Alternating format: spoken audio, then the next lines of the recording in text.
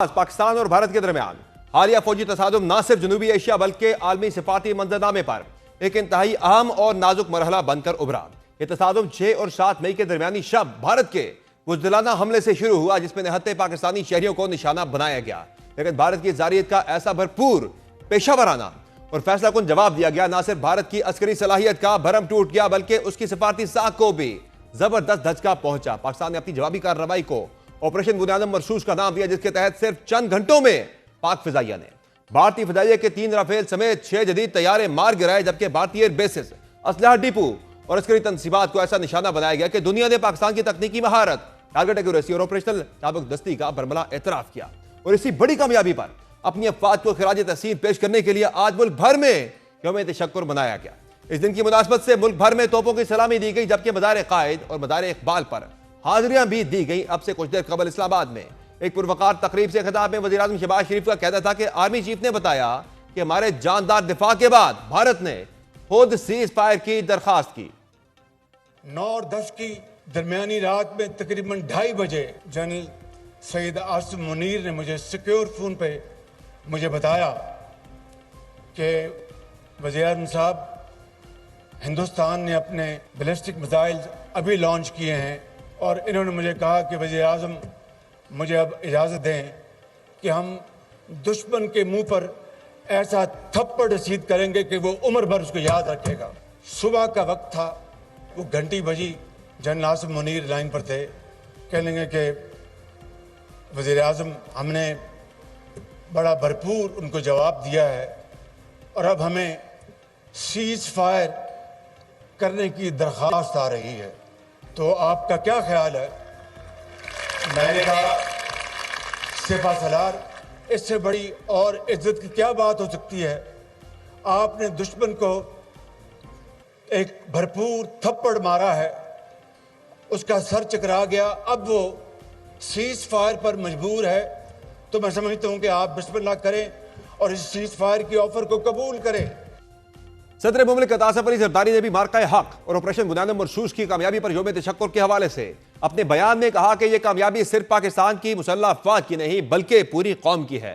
पूरी कौम दुश्मन की जारहियत के खिलाफ बुनियादम मरसूस की मानद खड़ी है। सदर मुमलिकत ने इसके अलावा यह कहा कि दुनिया ने पाकिस्तान के सब्र तहम्मुल का एतराफ़ किया और ऑपरेशनल महारत को भी तस्लीम किया। इस मार्के में अहम साबित कदम रहे और वक़ार के साथ फतह याब हुए।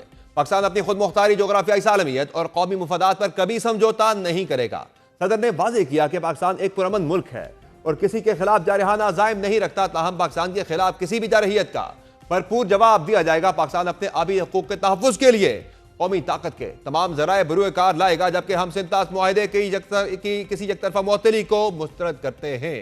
गुज़िश्ता रोज़ सदर इजलास में नायब वज़ीर आज़म इसहाक़ डार ने भी भारत को खबरदार किया था कि वो सिंतास मुआहदे को एकतरफा तौर पर ख़त्म नहीं कर सकता। कोई ट्रीटी में ऐसी क्लॉज मौजूद नहीं है जिसके तहत वो इसको हेल्ड इन अबेंस कर सके। अब तो उनके अपने बड़े फेवरेट अजय बंगा साहब ने भी कल बयान दे दिया, वर्ल्ड बैंक प्रेसिडेंट ने, ना ये अमेंड हो सकती है ना ये टर्मिनेट हो सकती है किसी पार्टी से अनलेस बोथ एग्री। जो डिफरेंसेस अगर को भी हों तो उसका 3 टियर मैकेनिज्म अवेलेबल है ट्रीटी के अंदर। तो ये जो हेल्ड इन अबेंस है, ये नई इन्होंने चीज़ कोई की है। Treaty is in force, will remain in force. You have nobody solo to make any such decision.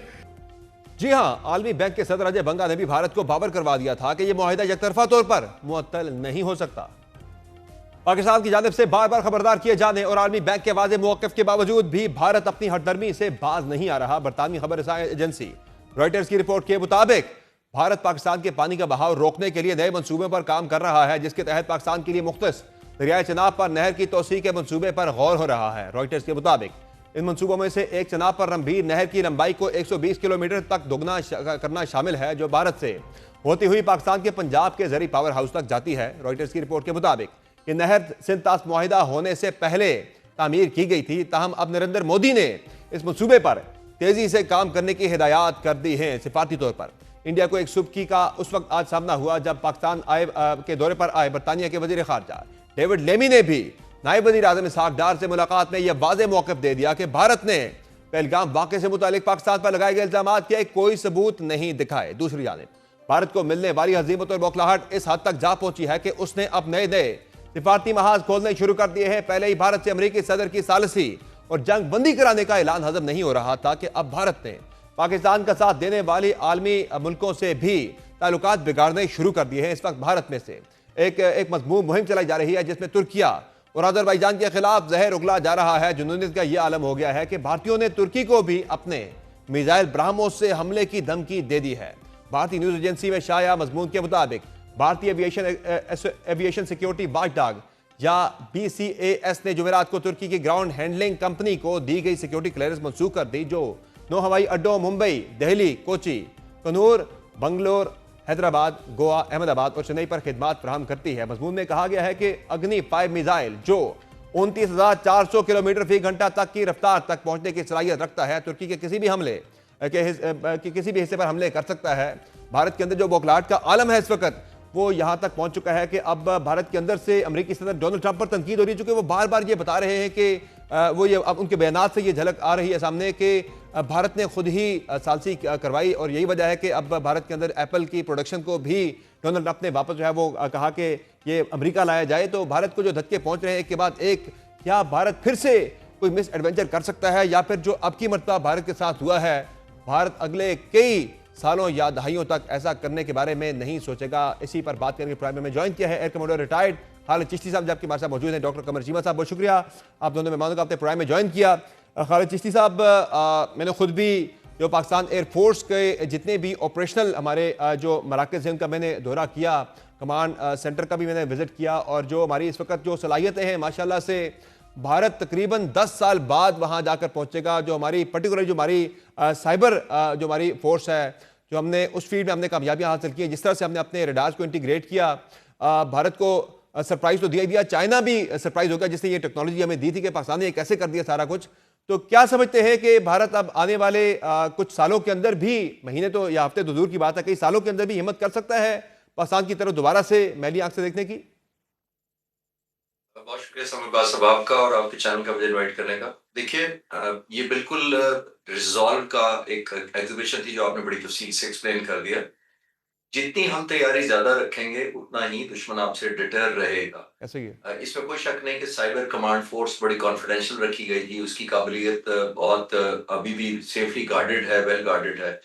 और ये जो टेक्नोलॉजी हमने जहां से भी ली, मैंने इसका सर मैं दोनों मेहमानों का अपने प्रोग्राम में ज्वाइन किया। खालिद चिश्ती साहब, मैंने खुद भी जो पाकिस्तान एयरफोर्स के जितने भी ऑपरेशनल हमारे जो मराकज़ हैं उनका मैंने दौरा किया, कमांड सेंटर का भी मैंने विजिट किया और जो हमारी इस वक्त जो सलाहियतें हैं माशाल्लाह से भारत तकरीबन 10 साल बाद वहां जाकर पहुंचेगा। जो हमारी पर्टिकुलर जो हमारी साइबर जो हमारी फोर्स है, जो हमने उस फील्ड में हमने कामयाबियां हासिल की, जिस तरह से हमने अपने रडार्स को इंटीग्रेट किया, भारत को सरप्राइज तो दिया चाइना भी सरप्राइज हो गया जिसने ये टेक्नोलॉजी हमें दी थी कि पाकिस्तान ने कैसे कर दिया सारा कुछ।